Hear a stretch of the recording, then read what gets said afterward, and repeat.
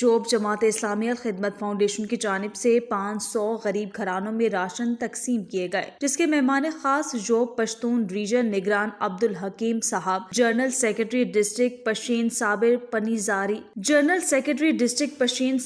پانیزائی، امیر جماعت اسلامی مولانا Abdul Nasir, coordinator عادل خان، صدر Al-Khidmat foundation job رحیم اللہ، press club کے نمائندہ اختر گل، کونسلر مولانا عبدالبصیر، کونسلر طاہر شاہ اور دیگر نے خطاب کرتے ہوئے کہا کہ واحد پارٹی جماعت اسلامی ہے جو اس مصیبت کے وقت میں غریب، لاچار، سیلاب زدگان، زلزلہ زدگان، آتش زدگان اور یتیموں کی کفالت کرتی ہے۔ باقی پارٹیاں حکومت میں ہوتے ہوئے بھی کچھ نہیں کر پا رہی۔ حالیہ دنوں میں گندم کی بوریاں رات کے اندھیرے میں من پسند افراد میں تقسیم اور لوٹ مار جاری تھی۔ عوام اور مخیر حضرات کو چاہیے کہ وہ جماعت اسلامی پر بھروسہ کر کے ان کا ساتھ دیں تاکہ غریبوں کے حقوق ان کی دہلیز تک پہنچ جائیں۔